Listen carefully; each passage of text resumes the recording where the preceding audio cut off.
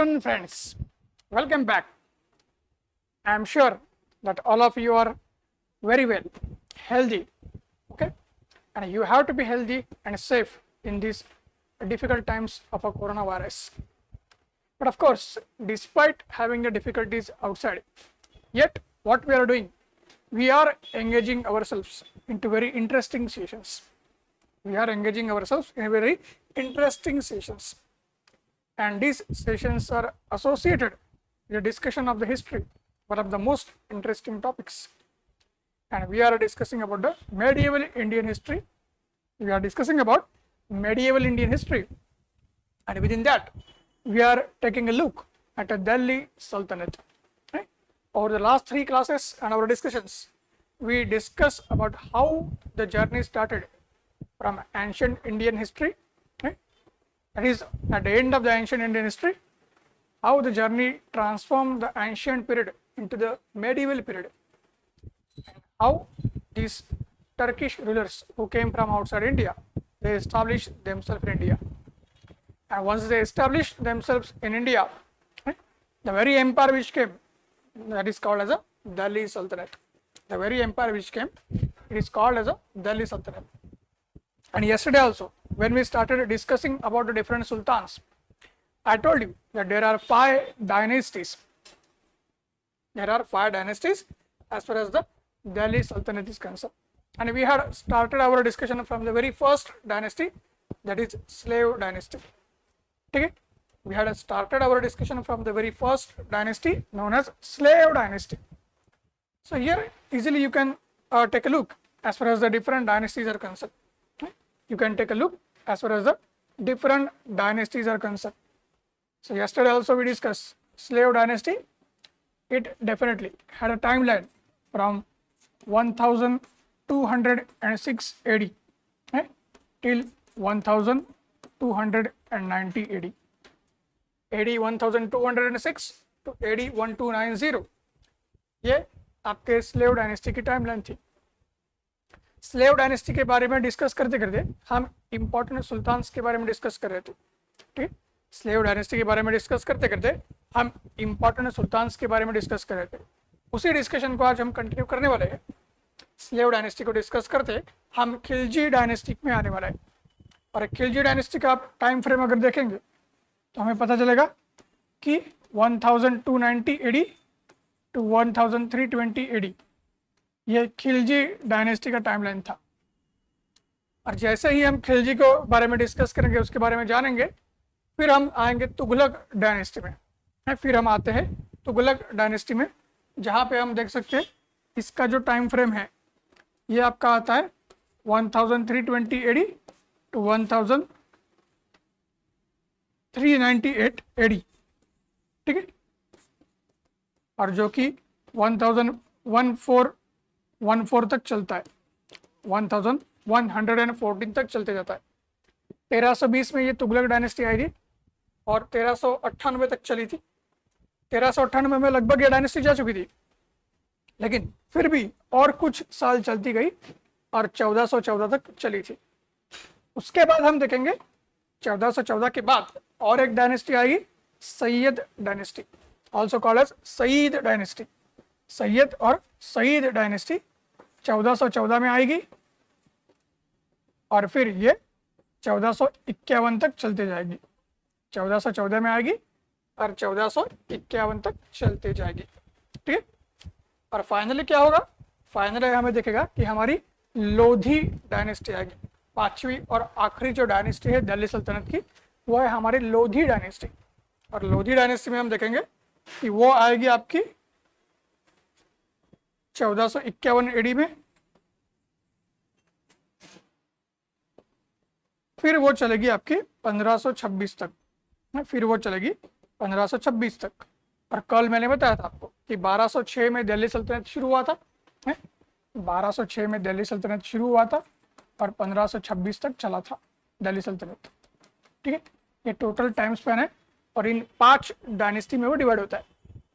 और कल हमने हमारा डिस्कशन शुरू किया था स्लेव डायनेस्टी के दरमियान.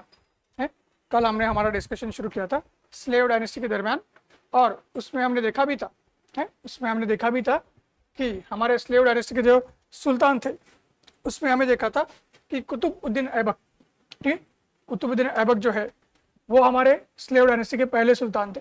कुतुबुद्दीन ऐबक जो थे हमारे स्लेव डायनेस्टी के पहले सुल्तान थे, ठीक। और फिर हमने कुतुबुद्दीन ऐबक के बाद, जिन्होंने स्लेव डायनेस्टी के पहले सुल्तान और दिल्ली सल्तनत के संस्थापक हैं कुतुबुद्दीन ऐबक, उनके बाद फिर हम देखेंगे, उनके बाद हमें देखने को मिला था कि शम्सुद्दीन इल्तुतमिश, उनके बाद हमें देखने को मिला था शम्सुद्दीन इल्तुतमिश। ये सुल्तान हो गए थे। जैसे मैंने बताया कि बहुत सारे सुल्तान आए और गए, लेकिन हम किसके बारे में डिस्कस करें? सिर्फ जो महत्वपूर्ण सुल्तान है, सिर्फ जो महत्वपूर्ण सुल्तान है उनके ही बारे में हम डिस्कस कर रहे थे, उनके ही बारे में हम डिस्कस कर रहे हैं। तो इसी वजह से हमें दिखेगा कि शम्सुद्दीन इल्तुतमिश आने के बाद, शम्सुद्दीन इल्तुतमिश आने के बाद फिर उसके बाद हमें देखना है सुल्ताना आई थी जिनका नाम था सुल्ताना रजिया, और एक सुल्ताना आई थी जिनका नाम है सुल्ताना रजिया, ठीक है। तो उसके बारे में अभी हम देखेंगे। सो जैसे कि हमने देखा कि फिर हम कुतुबुद्दीन ऐबक के बाद हमने देखा था कि शम्सुद्दीन इल्तुतमिश नाम के सुल्तान आए थे। कुतुबुद्दीन ऐबक तो ये हमारे पहले सुल्तान थे, जैसे हम यहाँ देख सकते हैं, और कल इनके बारे में हमने बहुत सारी रोचक बातें भी देखी थी, ठीक है। और इनका कार्यकाल भी हमने देखा था, जैसे मैंने बताया था इनका कार्यकाल हमने देखा था कि 1210 में, 1210 से लेके फिर हमारा आता है 1206 से लेके 1210, ये इनका कार्यकाल था। और बहुत ही रोचक बातें इनके बारे में देखी। उसके बाद फिर हमने देखा था शम्सुद्दीन इल्तुतमिश आए थे, और हमने क्या देखा था कि जो कुतुबुद्दीन ऐबक है वो दिल्ली सल्तनत के संस्थापक है, वो दिल्ली सल्तनत के संस्थापक है, ठीक है। लेकिन जो शम्सुद्दीन इल्तुतमिश जो कुतुबुद्दीन ऐबक के बाद आए थे, शम्सुद्दीन इल्तुतमिश जो कुतुबुद्दीन ऐबक के बाद आए थे, उनको हमने क्या देखा था कि वो दिल्ली सल्तनत के असली रूप में या असली मायने में संस्थापक है। शम्सुद्दीन इल्तुतमिश ये दिल्ली सल्तनत के असली रूप में या असली मायने में संस्थापक है, ठीक। तो उनके बारे में भी बहुत सारी रोचक बातें हमने देखी थी।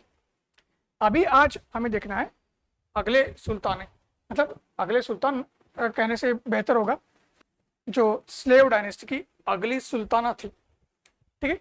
और यहाँ पे आप देख भी सकते हैं इनका नाम है सुल्ताना रजिया, जो कि शम्सुद्दीन इल्तुतमिश इनकी बेटी थी, जो सुल्तान थे दिल्ली के असली संस्थापक शम्सुद्दीन इल्तुतमिश, ठीक है, इनकी बेटी थी,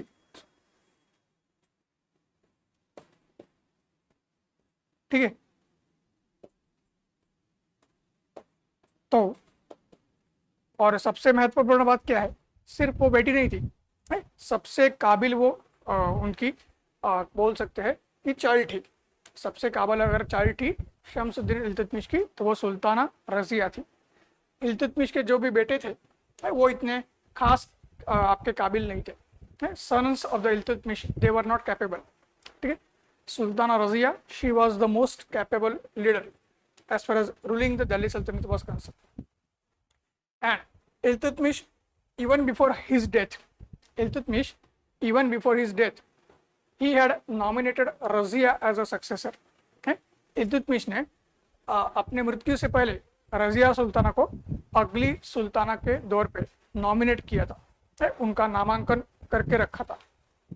और ये बात जो इल्तुतमिश के नोबल्स थे, कल हमने देखा कि इल्तुतमिश ने 40 नोबल्स का एक पावरफुल ग्रुप क्रिएट किया था। ये जो 40 नोबल्स है उनको ये बात पसंद नहीं आई थी, क्योंकि दिल्ली सल्तनत जब भारत में आके बस गए थे दिल्ली के सुल्तान, तो जो समाज व्यवस्था उदय हो रही थी, जिस समाज व्यवस्था का उदय हो रहा था उसमें हम देखेंगे कि यहाँ पे किसी भी नारी को, किसी भी वुमन को एक शासक के रूप में लोग एक्सेप्ट नहीं कर रहे थे, या नोबल्स जो थे, ऑफिशियल्स थे, और society as a whole, they were not accepting the woman as a ruler. फिर भी इल्तुतमिश ने रजिया का नाम नामांकित किया था, रजिया का नाम नामांकित किया था, ठीक है। वो सुल्ताना बनी और 4 साल उन्होंने कार्यकाल किया। हालांकि अभी इनके बारे में ज़्यादा जाने की ज़रूरत नहीं है, इनका कार्यकाल भी छोटा है और इनको ज़्यादा कार्य करने के लिए समय मिला भी नहीं था, ठीक, लेकिन जो भी कार्य उन्होंने किया था बहुत ही अच्छे से किया था। महत्वपूर्ण क्या है कि सुल्ताना रज़िया जो है, महत्वपूर्ण क्या है, सुल्ताना रज़िया जो है वो दिल्ली की पहली और आखिरी महिला शासक थी। ऐतिहासिक तौर पर दिल्ली की पहली और आखिरी महिला शासक अगर कोई है तो वो है सुल्ताना रज़िया, ठीक है। तो ये बात क्यों महत्वपूर्ण है, क्योंकि इसमें ध्यान में रखना है वो भारत की पहली और आखिरी शासक नहीं है महिला के रूप में, है वो भारत की महिला के रूप में पहली या आखिरी शासक नहीं है। भारत में सुल्ताना रज़िया से पहले भी महिला शासक आके गई है, सुल्ताना रज़िया के बाद भी महिला शासक आके गई थी। लेकिन यहाँ पे महत्वपूर्ण क्या है, दिल्ली के मामले में सुल्ताना रज़िया एक ही ऐसी थी कि जो दिल्ली की पहली और आखिरी महिला शासक थी, the first and the last woman Sultana of Delhi. Sultana ये वर्ड ज़्यादा सही रहता है सुल्तान से भी, तो ये ध्यान में रखना है, ठीक है। फिर सुल्ताना रज़िया के बाद हम देखेंगे, कल जैसे हमने डिस्कस किया था, दिल्ली के और एक मजबूत शासक आए थे, दिल्ली के और एक मजबूत शासक आए थे और उनका नाम था गियास उद्दीन बलबान। दिल्ली के और एक मजबूत शासक आए थे और उनका नाम था गियास उद्दीन बलबान, ठीक है। अभी गियासुद्दीन बलबान के बारे में थोड़ा देखेंगे, जैसा हमने कुतुबुद्दीन ऐबक और इल्तुतमिश के बारे में देखा था, वैसे ही दिल्ली के जो आखिरी मजबूत शासक थे पहले डायनेस्टी के, स्लेव डायनेस्टी के जो आखिरी मजबूत शासक है गियासुद्दीन बलबान, उनके बारे में देखेंगे। हमने देखा था कुतुबुद्दीन ऐबक, फिर हमने देखा इल्तुतमिश, फिर हमें अभी देखा रज़िया सुल्ताना, और फिर हम देखेंगे गियासुद्दीन बलबान।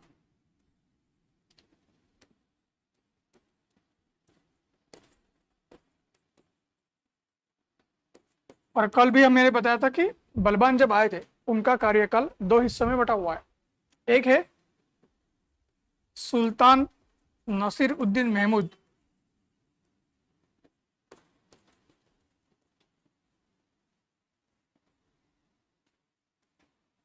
ठीक, एक जो है उनका बलबान का कार्यकाल वो सुल्तान नसीरुद्दीन मोहम्मद के समय का है, 1246 से लेके 1266 तक का, 1246 से लेके 1266 तक का। और दूसरा जो उनका कार्यकाल है वो उनका खुद का है, दूसरा जो कार्यकाल है वो उनका खुद का है। बलबान एज ए सुल्तान, एक सुल्तान के दौर पे बलबान का खुद का कार्यकाल है 1266 से लेके 1287 तक, 1266 से लेके 1287 तक, ये उनका खुद का कार्यकाल है, ये हमें ध्यान में रखना है। तो इसी उनके कार्यकाल के बारे में हम थोड़ी सी बात करेंगे। जब बलबान सुल्तान नसीरुद्दीन मोहम्मद के अंदर थे, मतलब अंदर मतलब उनके नीचे जब काम करते थे, तब हमें ध्यान में रखना है कि वो सुल्तान नसीरुद्दीन मोहम्मद के नायब थे। नायब का मतलब है प्राइम मिनिस्टर, ठीक। बलबान जब सुल्तान नसीरुद्दीन मोहम्मद के लिए काम करते थे तो बलबान को नायब कहा जाता था। नायब का मतलब प्राइम मिनिस्टर, इसका मतलब बलबान एक वजीर या प्रधानमंत्री के तौर पर नसीरुद्दीन मोहम्मद के लिए काम करते थे। सुल्तान कौन थे? नसीरुद्दीन मोहम्मद। वजीर या प्रधानमंत्री कौन है? बलबान, ठीक है। तो ये पहले 20 साल उन्होंने किया था कार्यकाल। उसके बाद फिर हम देखेंगे कि 1266 से लेके 1287 तक बलबान खुद एक शासक के दौर पर आए थे। 1266 से लेकर 1287 तक बलबान खुद एक शासक के दौर पर आए थे, एक सुल्तान के दौर पर आए थे। जैसे हमने बोला, जैसे देखा कि इल्तुतमिश जो है दिल्ली सल्तनत के प्रथम ये थे संस्थापक, सही मायने में दिल्ली सल्तनत के सही मायने में जो प्रथम संस्थापक थे वो इल्तुतमिश थे। वैसे ही दिल्ली सल्तनत के सही मायने में अगर दूसरे संस्थापक है, सेकंड आर्किटेक्ट कहा जाता है उनको, तो वह है बलबान। सेकंड आर्किटेक्ट कहा जाता है।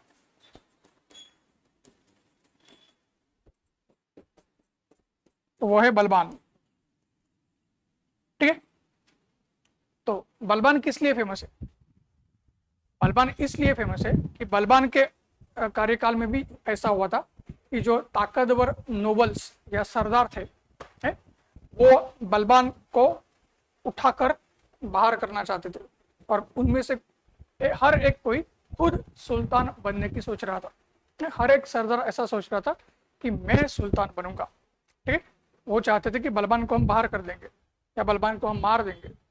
इसलिए बलबान ने क्या किया? बलबान ने अपना असली चेहरा दिखाया। बलबान ने अपना असली चेहरा दिखाया। ठीक, उन्होंने एक बहुत ही फेमस पॉलिसी लाई थी। बलबान एक बहुत ही फेमस पॉलिसी के लिए जाने जाते हैं जिसको हम बोलते हैं आयरन एंड ब्लड पॉलिसी। जिसको हम क्या बोलते हैं? Iron and blood policy. ठीक है, ये जो आयरन एंड ब्लड पॉलिसी है, इससे उन्होंने अपने जितने भी दुश्मन थे, अंदर के दुश्मन, बाहर के दुश्मन, सारे दुश्मनों का खात्मा कर दिया है। सारे दुश्मनों को उन्होंने खात्मा कर दिया। तलवार की धार पर सारे दुश्मनों का खात्मा कर दिया। और इसलिए बलबान बहुत ही फेमस है आयरन एंड ब्लड पॉलिसी के लिए। तो बलबान के बारे में ये पॉलिसी जानना बहुत जरूरी है। ठीक, और इस पॉलिसी को इस्तेमाल करके by using the iron and blood policy Balban destroyed Chalisa और चालंगनी। बलबान ने क्या किया? बलबान ने चालीसा या चालंगनी को खत्म कर डाला। बलबान ने चालीसा या चालंगनी को खत्म कर डाला। तो हमने क्या देखा है? चालीसा या चालंगनी को कौन लेके आए थे? इल्तुतमिश। लेकिन चालीसा या चालंगनी को किसने खत्म कर दिया? बलबान ने। ठीक है, और बलबान की और एक उपलब्धि है, जैसे इल्तुतमिश के समय मंगोल ने अटैक किया था भारत के ऊपर, वैसे ही बलबान के समय भी मंगोल फिर से अटैक करने के लिए तैयार थे। तो भारत को मंगोल के अटैक से बचाने के लिए बलबान ने एक बहुत ही अच्छी तरीके से सैनिकी सुधार लाए थे। बहुत ही अच्छी तरीके से बलबान ने सैनिकी सुधार लाए थे, जिसका नाम है उन्होंने भारत की डिफेंस मिनिस्ट्री या मिलिट्री डिपार्टमेंट की स्थापना की थी। उन्होंने भारत के मिलिट्री डिपार्टमेंट उन्होंने भारत के डिफेंस मिनिस्ट्री या मिलिट्री डिपार्टमेंट की स्थापना की थी। ठीक, और उस डिपार्टमेंट को क्या बोलते हैं हम? उस डिपार्टमेंट को दीवान ए अर्ज। ठीक, ये पर्शियन वर्ड है। तो पर्शियन में किसी भी डिपार्टमेंट या मिनिस्ट्री को दीवान कहते हैं। ठीक, और ये जो हमारा है सैनिकी डिपार्टमेंट या सैनिकी कह सकते हैं मिनिस्ट्री ऑफ डिफेंस और मिलिट्री डिपार्टमेंट, इसको हम बोलेंगे दीवान ए अर्ज। और इस डिपार्टमेंट के थ्रू सैनिकी सुधार ला के सैन्य को सक्षम बना के बलबान ने फिर से भारत को मंगोल से बचाया था। बलबान ने फिर से भारत को मंगोल से बचाया था। और इसीलिए फिर बलबान को कहा जाता है कि वो दिल्ली सल्तनत के दूसरे आर्किटेक्ट है। मतलब दूसरे वो निर्माण करता है। पहले थे इल्तुतमिश, दूसरे बलबान है। ठीक है, और भी बलबान के बारे में बहुत सारी रोचक बातें हैं। और भी बलबान के बारे में बहुत सारी रोचक बातें हैं, लेकिन हमारा अभी उद्देश्य क्या है? पूरे दिल्ली सल्तनत को एक अच्छे से समझना है, एक चीज़ों को ठीक से समझना है बेसिक लेवल पे, और फिर धीरे धीरे हम आगे जाएंगे। तो इसलिए अभी बलबान के बारे में इतना हमारे लिए काफ़ी है। अब हम जाएंगे दिल्ली सल्तनत की जो दूसरी डायनेस्टी थी, दूसरा जो घराना था, खिलजी डायनेस्टी, उसके बारे में जानने के लिए। दिल्ली सल्तनत का जो दूसरा घराना है खिलजी डायनेस्टी, उसके बारे में जानेंगे।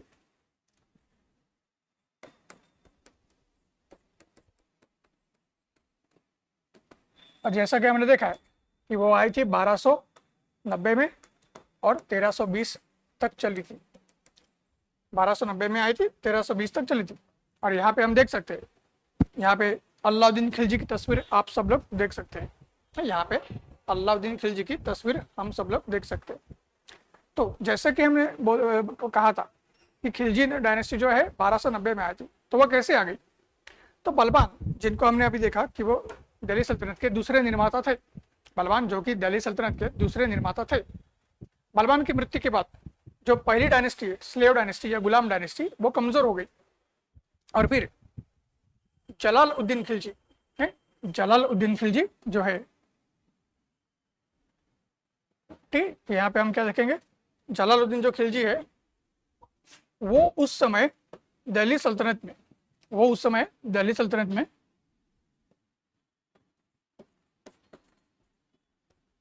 कमांडर इन चीफ थे। जलालुद्दीन खिलजी जो है वो दिल्ली सल्तनत में कमांडर इन चीफ थे। ठीक, कमांडर इन चीफ किसके? वो दिल्ली सल्तनत के आर्मी के कमांडर इन चीफ थे। लेकिन उस समय सुल्तान कौन थे? बलबान के बाद एक कमजोर सुल्तान आए थे जिनका नाम था कई कुबक। बलबान के बाद एक कमजोर सुल्तान आए थे, शासक आए थे जिनका नाम था कई कुबक। ठीक, ये कई कुबक के समय में जो दिल्ली सल्तनत की आर्मी थी उसके कमांडर इन चीफ थे आपके जलालुद्दीन खिलजी, एक सेनापति थे वो। कई कुबक बहुत ही कमजोर थे और मंगोल्स के खिलाफ वो दिल्ली को सुरक्षा प्रदान नहीं कर पा रहे थे। मंगोल के खिलाफ वो दिल्ली को सुरक्षा प्रदान नहीं कर पा रहे थे। तो जलालुद्दीन खिलजी ने कई कुबक को हटा दिया। जलालुद्दीन खिलजी ने कई कुबक को हटा दिया और फिर खिलजी डायनेस्टी की स्थापना हो गई।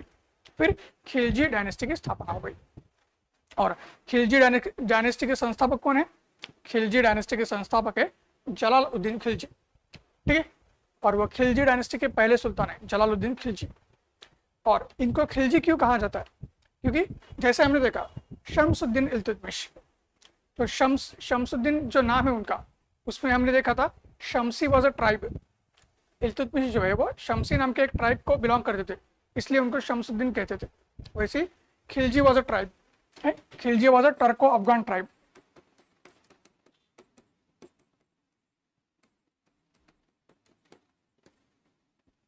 ठीक, और खिलजी क्या थे? एक ट्राइब भी थी, जनजाति भी थी, और खिलजी एक शहर भी था। अफगानिस्तान में खिलजी नाम का एक गढ़ था, शहर था। जो टर्किश लोग अफगानिस्तान में आके बसे थे उनकी तरफ से ये खिलजी नाम का शहर बसा हुआ था, और उसी शहर की वजह से ये लोग खिलजी जनजाति के माने गए।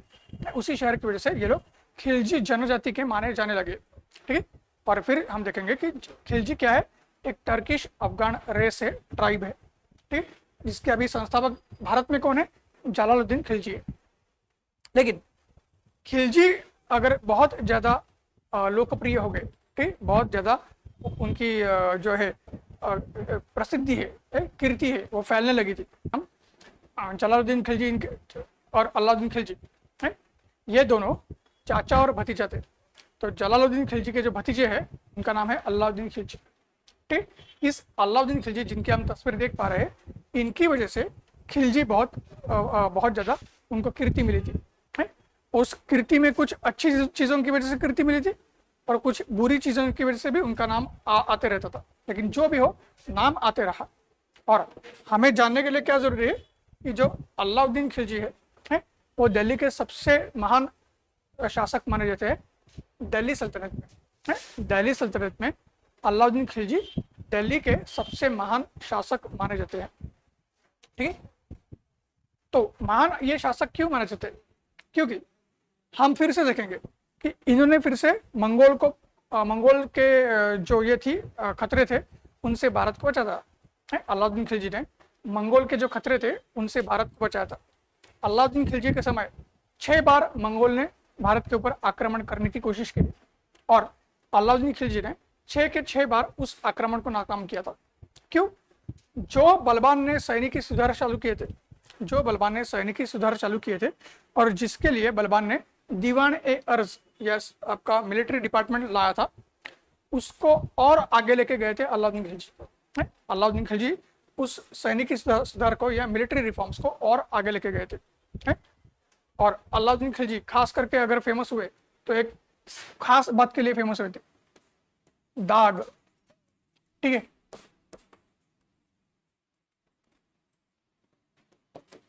चेहरा,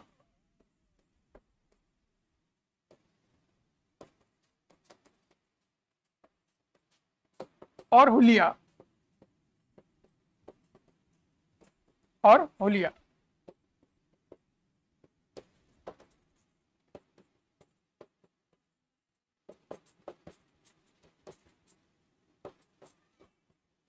ठीक है, ये 3 चीजों के लिए अलाउद्दीन खिलजी बहुत फेमस हुए थे। सैनिक जो सुधार थे उसमें अलाउद्दीन खिलजी ने दाग, चेहरा और हुलिया, इन 3 चीजों को या सुधार को लाया था। तो धाक मतलब क्या है, जैसे मंगोल के खिलाफ लड़ना है या किसी भी दुश्मन के खिलाफ लड़ना है।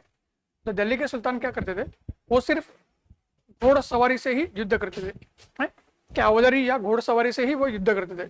वो बाकी हाथी, ठीक है, या आपके जो पैदल सैनिक है उनका इस्तेमाल बहुत ही कम करते थे।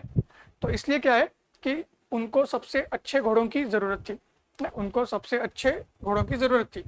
और उन घोड़ों को, अच्छे से अच्छे घोड़ों को जो मध्य एशिया पश्चिम एशिया से आते थे, उसको अलाउद्दीन खिलजी चुनते थे और उनको अलग कर देते थे।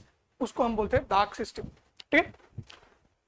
उसी हिसाब से जो उनके आर्मी में या उनके सैन्य में जो सैनिक थे, अपना सैनिक कौन है, पराया सैनिक कौन है, दुश्मन का कौन सा आदमी हमारा सैनिक बन के हमारे सैन्य में घुसता है, ये पता करने के लिए चेहरा और हुलिया, ये दो उन्होंने सुधार लाए थे।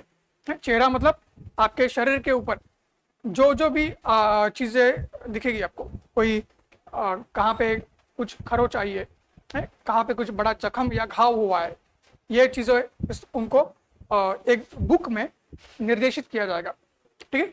आपके हाइट कितनी है, आपका वजन कितना है, आपका स्किन का कलर क्या है, ये सारा उसमें आएगा। और फिर तीसरा आता है हुलिया।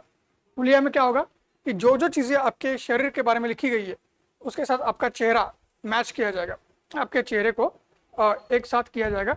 चेहरे के आपका चेहरा कैसा है, चेहरे की स्किन कैसी है, आंखें कैसी है, ये सब चीज़ों को नोट किया जाएगा। और फिर हर एक सैनिक का एक रजिस्टर बनाया जाता था, हर एक सैनिक का रजिस्टर बनता था। और फिर उससे क्या हुआ था कि पता चलता था कि हमारा सोल्जर कौन है, बाहर का दुश्मन का कौन सोल्जर हमारे इसमें घुसा हुआ है। और उसके हिसाब से फिर सैन्य में सुधार किए गए। सैन्य को पूरी तरीके से प्रशिक्षित किया गया था, अच्छे तौर पर बहुत ही कठिन परीक्षाओं से गुजरकर उनको प्रशिक्षित किया जाता था।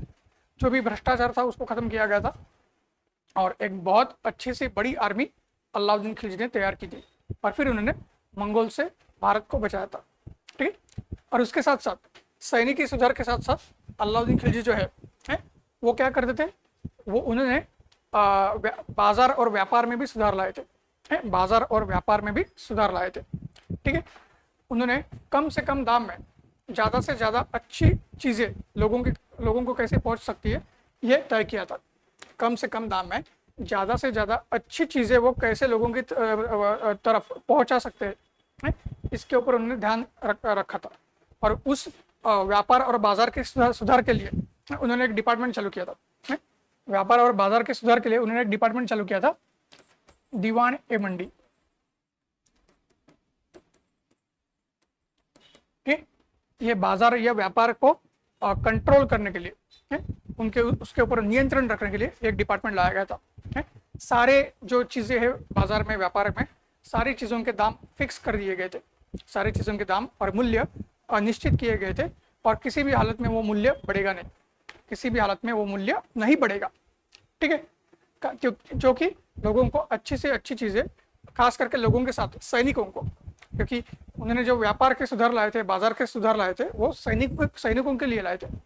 क्यों? क्योंकि सैनिकों को वो कम सैलरी दे रहे थे, उनके पास ज़्यादा पैसे नहीं थे सैनिकों को सैलरी देने के लिए, लेकिन कम पैसे में भी अच्छी जीवन शैली, अच्छा जीवन मान सैनिकों को मिले, उनके फैमिली को मिले, ये अलाउद्दीन चाहते थे। और उसके लिए हम देखेंगे कि ये सारे सुधार किए गए थे।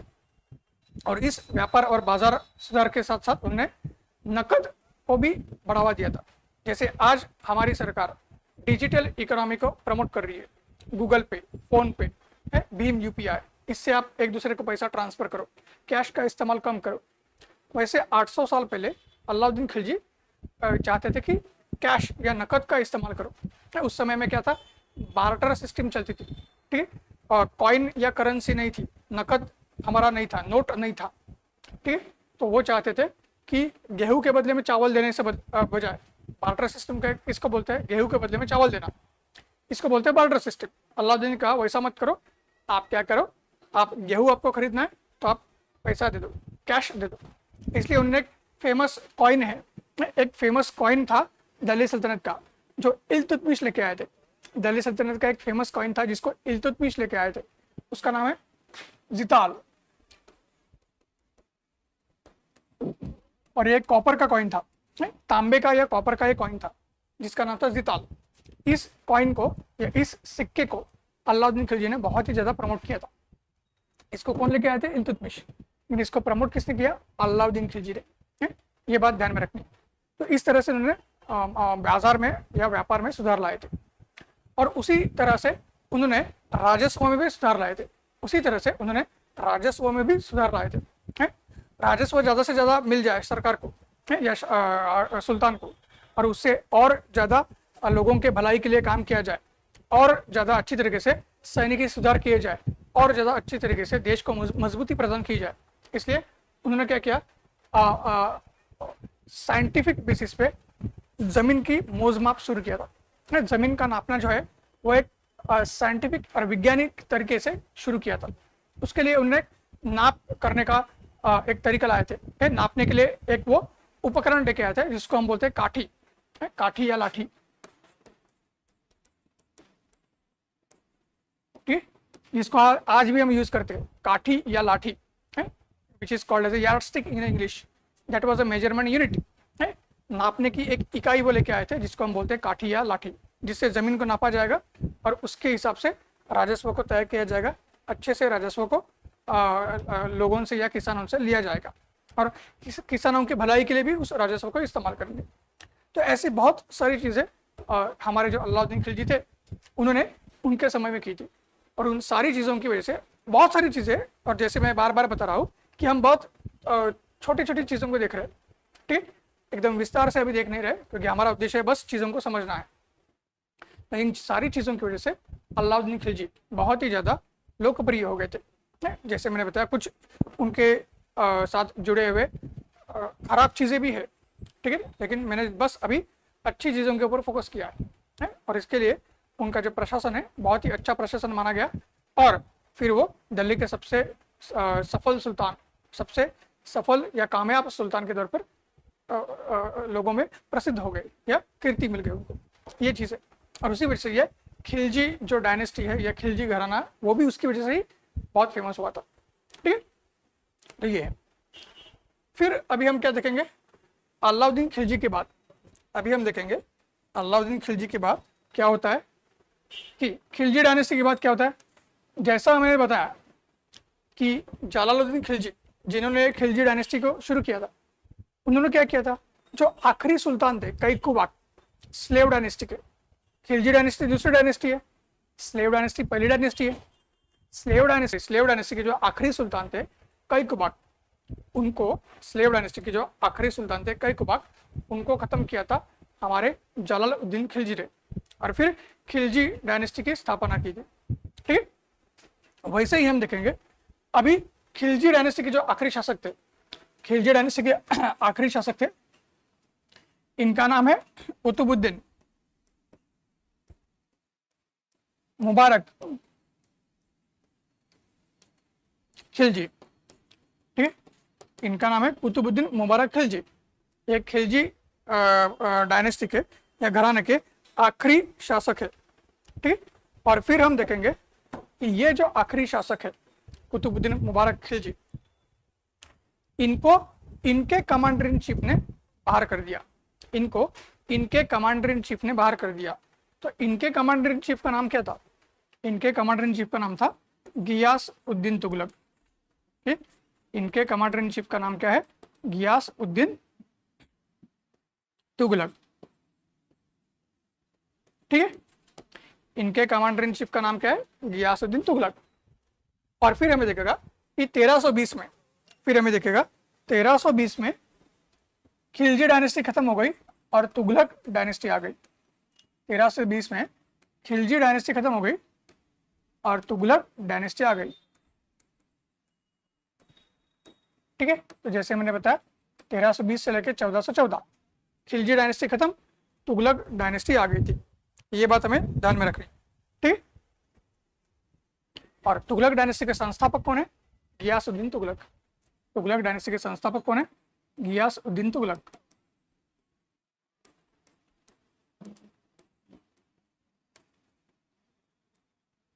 ठीक, और ये जो गियासुद्दीन तुगलक है, इन्होंने दिल्ली के तीसरे शहर का निर्माण किया था।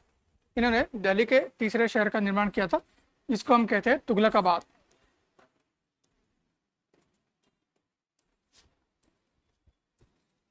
इन्होंने दिल्ली के तीसरे शहर का निर्माण किया जिसको हम कहते हैं तुगलकाबाद। तो मैंने कहा था कि दिल्ली का जो पहला शहर है उसका नाम था मेहरौली। दिल्ली का जो पहला शहर है उसका नाम था मेहरौली। और उस मेहरौली को किसने बनाया था? जो दिल्ली का पहला शहर है मेहरौली, उसको बनाया था हमारे इल्तुतमिश ने। दिल्ली का जो पहला शहर है मेहरौली, उसका को किसने बनाया था? इल्तुतमिश ने। मेहरौली के बाद दूसरा शहर है, उसका नाम है Siri. Second city of Delhi, वो क्या है? Siri. It was establish by whom? Siri was establish by Alauddin Khilji. Siri was establish by Alauddin Khilji.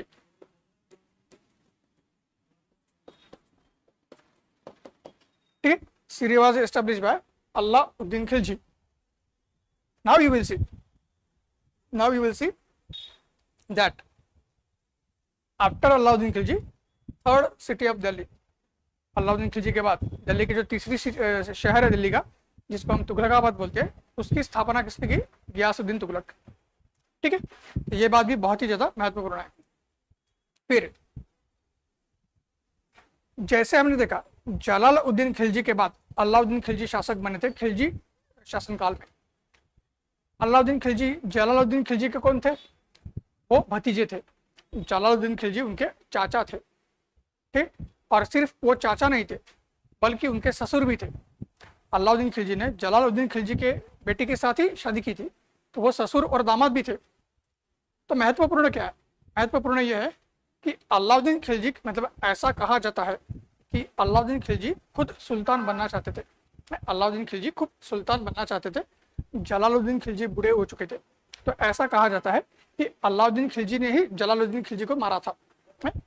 Alauddin Khilji ने ही जलालुद्दीन खिलजी को मारा था। उसकी भी एक स्टोरी है, तो अभी उसमें जाने की जरूरत नहीं है। बस उतना ध्यान में रखना है कि ऐसा कहा जाता है कि अलाउद्दीन खिलजी ने ही जलालुद्दीन खिलजी को मारा था। वैसे यहाँ पे भी है, वैसे भी यहाँ पे भी यही चीज़ है कि जो गियासुद्दीन तुगलक है, इनके बेटे का नाम है मोहम्मद बिन तुगलक।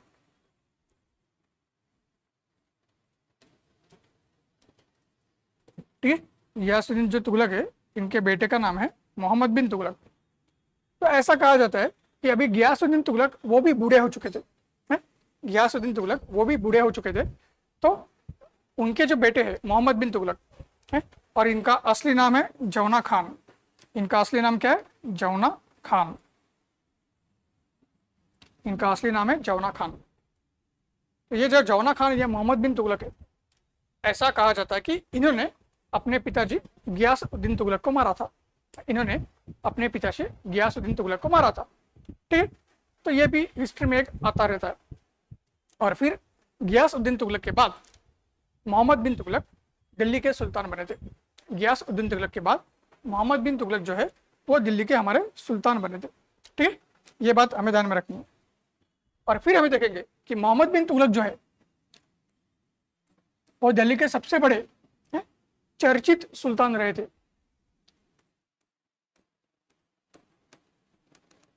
ठीक है, मोहम्मद बिन तुगलक जो है वो दिल्ली के सबसे बहुचर्चित सुल्तान रहे थे। जो उनकी शख्सियत थी, उस शख्सियत की वजह से भी वो हमेशा सुर्खियों में रहते थे। वो हमेशा सुर्खियों में रहते थे उनकी शख्सियत की वजह से भी। ठीक, वो बहुत शॉर्ट टेम्पर्ड या गुस्से वाले आदमी थे, और बहुत ही क्या बोलते हैं कि उनका जो ये था, हमेशा मन जो था, मन बहुत ही चंचल था उनका। उनका जो मन था बहुत ज्यादा चंचल था। आज एक सोचेंगे, कल एक करेंगे, कल एक किया तो परसों उससे और कुछ सोच लेंगे और तीसरा ही कर बैठेंगे। ऐसा बहुत ज्यादा चंचल मन था। और सिर्फ उनका मन चंचल था ये बात अलग है, लेकिन सुल्तान होने के नाते उस चंचल मन से वो अपने निर्णय लेते थे और लोगों के ऊपर थोपते थे। एक सुल्तान होने के नाते वो चंचल मन से निर्णय लेंगे और लोगों के ऊपर थोपते थे, और उसकी वजह से लोगों को बहुत ज़्यादा परेशानी हुई थी, लोगों को बहुत ज़्यादा दिक्कतें आई थी। ठीक, ऐसा नहीं था कि वो लोगों के लिए काम नहीं करना चाहते थे, उन्होंने लोगों के लिए ही काम किया, लोगों के भलाई के बारे में ही सोचते थे। लेकिन उनका ये था कि वो, उनका सोच अच्छा था, लेकिन जब वो करते थे वो बहुत ही बुरा करते थे। जो भी करते थे सोच के अच्छा करते थे, लेकिन जब करने जाते थे बहुत बुरा हो जाता था। सोच अच्छी रहती थी तो his planning was excellent, his vision and his thoughts were very good, but his implementation was very poor. उनका जो करनी है तो उनकी बहुत खराब रहती थी और उसकी वजह से उनको बहुत बार ऐसा बोला भी गया है मैड सुल्तान है। इनको बहुत बार मैड सुल्तान या मिक्सचर ऑफ अपोजिट, मैड सुल्तान, मावेरिक सुल्तान और मिक्सचर ऑफ अपोजिट।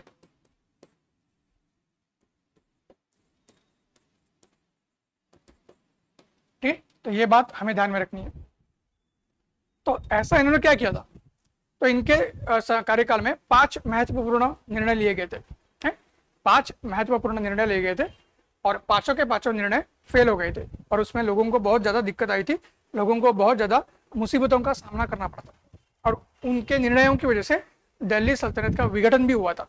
दिल्ली सल्तनत का विघटन भी हुआ था। और अगेन ये एक बात है कि दो बहुत ही ज्यादा विरोधाभासी चीजें हैं। इनके समय में ही दिल्ली सल्तनत का सबसे बड़ा विस्तार हुआ था। इनके समय में ही दिल्ली सल्तनत का सबसे बड़ा विस्तार हुआ था, लार्जेस्ट एक्सपेंशन ऑफ दिल्ली सल्तनत इनके समय में ही हुआ था। ठीक, और इनके समय में ही दिल्ली सल्तनत का विघटन शुरू हो गया है, डिसइंटीग्रेशन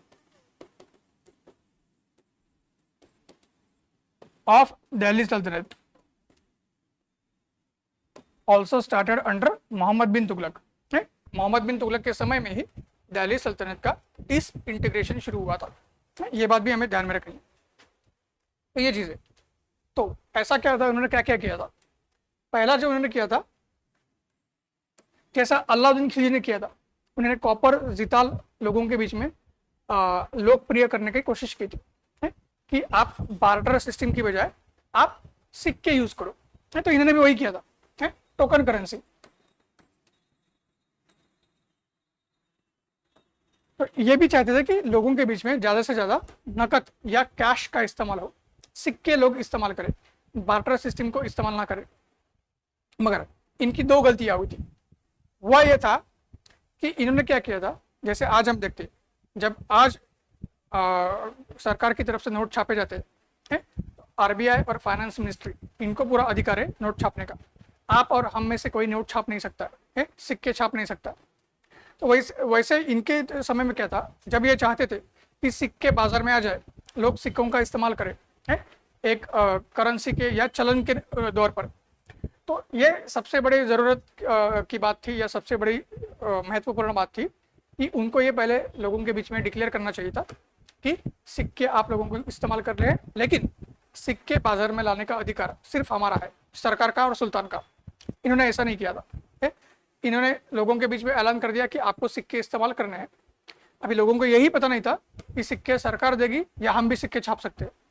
सरकार के भी सिक्के आने लगे, लोग जो है मतलब खास करके हमारे सुनार, लोहार, ठीक, या जो कॉपर स्मिथ होता है, तांबे के ऊपर काम करने वाले लोग, ये लोग अपनी तरफ से सिक्के छापने लगे और सारे जो हमारा अर्थव्यवस्था है वो डूब गया था। सारा अर्थव्यवस्था डूब गया था क्योंकि सरकारी सिक्का कौन सा है, बाकी लोगों का सिक्का कौन सा है, किसी को पता नहीं चल रहा था। एक दूसरे का सिक्का कोई ले नहीं रहा था, ठीक है, और पूरी अर्थव्यवस्था डूब गई थी और इसी चक्कर में सारी बर्बादी आ गई थी दिल्ली सल्तनत में। ये बहुत महत्वपूर्ण है और इसकी वजह से लोगों के मन में इनके प्रति गलत छवि और धारणा पैदा हो गई थी। लोगों के मन में इनके प्रति गलत छवि और धारणा पैदा हो गई थी।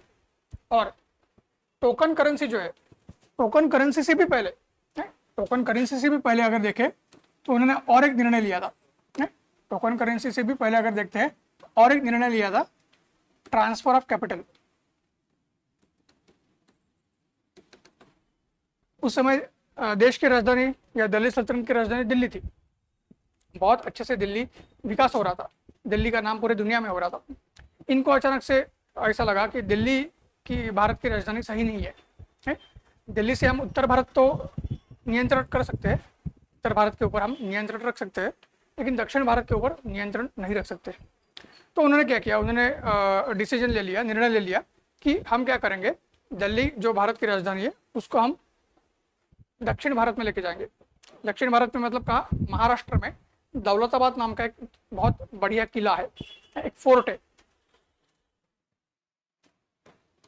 ठीक है। दौलताबाद नाम का एक बहुत बड़ा फोर्ट है महाराष्ट्र में, और मोहम्मद बिन तुगलक वहां पे रहे भी थे, तो उनको इस फोर्ट का महत्व पता था।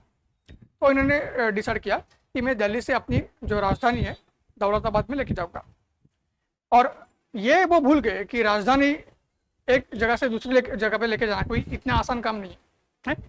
आपको सारे सरकारी दफ्तरों को शिफ्ट करना पड़ेगा, सारे सरकारी जो पेपर्स है, रिकॉर्ड्स है, शिफ्ट करना पड़ेगा, ठीक है। खुद राज परिवार के साथ जाना पड़ेगा, सैनिकों के साथ जाना पड़ेगा, ठीक। ये सब करने के लिए वो तैयार थे। और उसके साथ साथ उन्होंने क्या बोला, दिल्ली के जो सारे नागरिक है, उस समय जो लगभग 5 लाख की आबादी थी दिल्ली की, 5 लाख की आबादी दौलताबाद में आ जाएगी, है? तो ये तो बात सही नहीं है। और जब लोग नहीं माने तो लोगों के ऊपर ज़बरदस्ती की गई, और ये निर्णय उस समय लिया गया जब उत्तरी भारत में हमारी गर्मी 45 डिग्री रहती है और महाराष्ट्र में गर्मी 48 डिग्री थी, ठीक है। और दिल्ली और महाराष्ट्र के बीच का अंतर 1500 किलोमीटर था। उस समय ना रेलवे थी, ना अच्छे रोड्स थे, ना कोई और पब्लिक ट्रांसपोर्ट की सुविधा थी, ठीक। उस समय जो भी घोड़े, हमारे बैलगाड़ी वगैरह जो भी रहेगा, ठीक है, उसके लेके ही जाना पड़ेगा। तो ऐसे में जब ज़बरदस्ती करोगे लोगों के ऊपर, क्या हुआ फिर, लोगों के ऊपर ज़बरदस्ती करोगे या की गई तो नतीजा ये हुआ कि लोग मर गए, हज़ारों की संख्या में लोग मर गए, ठीक। और फिर उनको अपनी गलती समझ में आ गई और वापस से दौलताबाद से दिल्ली में कैपिटल लाया गया, वापस से दौलताबाद से दिल्ली में कैपिटल लाया गया। उससे तो लोग और भी गुस्सा हो गए, उससे तो लोग और भी गुस्सा हो गए। तो इससे पता चलता है कि इनकी पर्सनैलिटी या शख्सियत कैसी थी। फिर उसके बाद और एक उन्होंने किया, ठीक है,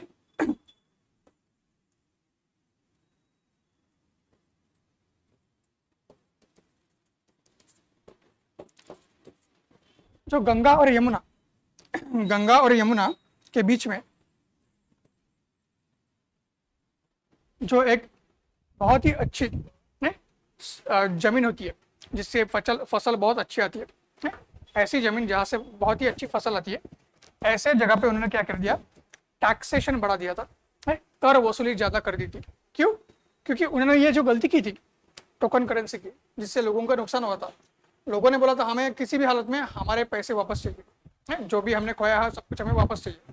तो सुल्तान को सबको लोगों को सब कुछ वापस देना पड़ा था। इसलिए फिर क्या हुआ, सुल्तान की जो तिजोरी है, सुल्तान का खजाना है, वो खाली हो गया, सुल्तान की तिजोरी या खजाना खाली हो गया था।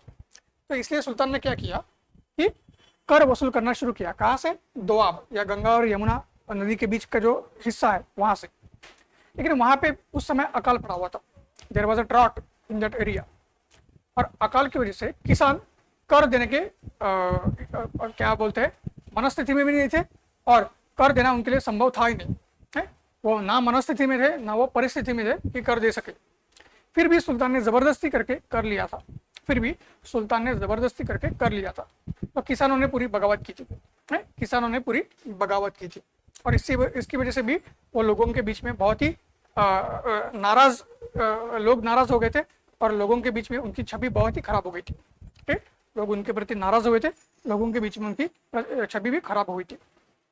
फिर एक गलती को सुधारने के लिए वो दूसरी गलती करते थे, एक गलती को सुधारने के लिए वो दूसरी गलती करते रहते थे। अभी लोगों से जबरदस्ती कर वसूल किया, किसानों की हालत खराब हो गई, किसानों ने बगावत कर दी।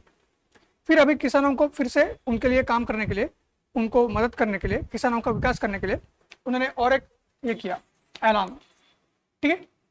उन्होंने क्या किया कि एग्रीकल्चर रिफॉर्म्स,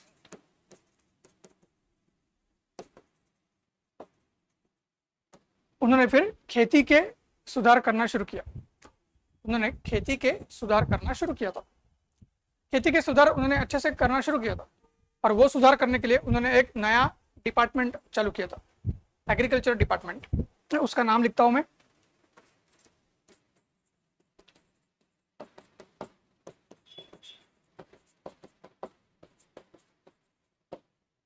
दीवान ए आमिर ए कोही। इस एग्रीकल्चर डिपार्टमेंट का नाम क्या है? दीवान ए आमिर ए कोही, मतलब आमिर खान और विराट कोहली दोनों को याद रखिए, आमिर खान तथा विराट कोहली दोनों को याद रखिए। आराम से ये नाम आपको याद रहेगा। दीवान मतलब मैंने बता दिया, दीवान का मतलब डिपार्टमेंट, दीवान ए आमिर एक वही एग्रीकल्चर रिफॉर्म्स डिपार्टमेंट, कृषि सुधार आपका डिपार्टमेंट है वो। और इसके माध्यम से सारे कृषि के सुधार किए गए थे। इसके माध्यम से किसानों को कर्जा दिया गया था, किसानों के लिए सिंचाई की व्यवस्था की गई थी, किसानों को खत दिया गया था, जो उनके जो गाय भैंस और पशु है उनके लिए चारा दिया गया था, सब कुछ दिया गया था। फिर भी क्या हुआ, इस डिपार्टमेंट में जो अधिकारी थे वो भ्रष्टाचारी थे। इस डिपार्टमेंट में के जो अधिकारी थे वो भ्रष्टाचारी थे। तो उनके भ्रष्टाचार की वजह से और बाकी कारणों की वजह से जो भी कृषि के सुधार है वो सुधार हो नहीं पाए। जो भी कृषि के सुधार थे वो सुधार हो नहीं पाए और किसान वैसे का वैसा गरीब रह गया, नाराज रह गया, दुखी रह गया और वो किसानों की नाराजगी दूर नहीं कर पाए थे। ये भी फिर इनकी इसकी वजह से लोकप्रियता में घट आई थी। उनकी लोकप्रियता कम हो गई थी, कीर्ति कम हो गई थी। लोग उनसे नाराज थे और लोग उनको अभी पसंद नहीं कर रहे थे। लोग चाहते थे कि ऐसा सुल्तान नहीं चाहिए हमको। और फिर उनसे आखिरी बहुत बड़ी गलती हुई थी, एक आखिरी और बहुत बड़ी गलती,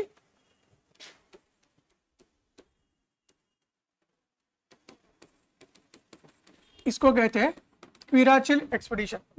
इसको कहते हैं क्विराचिल एक्सपीडिशन। तो अभी क्या हुआ था, उन्होंने एक डिसीजन ये लिया था कि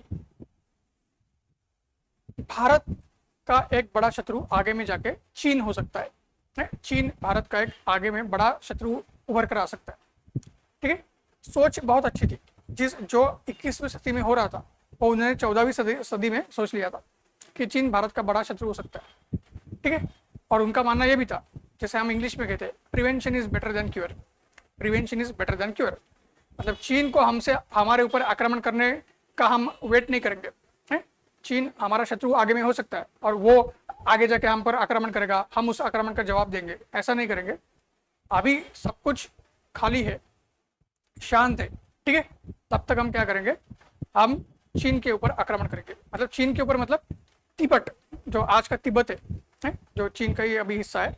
और उस समय तो पूरा चीन का साम्राज्य तिब्बत में आया नहीं था, लेकिन चीन और तिब्बत दोनों के संबंध तो चलते रहते थे। तो उन्होंने डिसाइड किया कि हम पूरा तिब्बत ले लेंगे, हम पूरे तिब्बत ले लेंगे।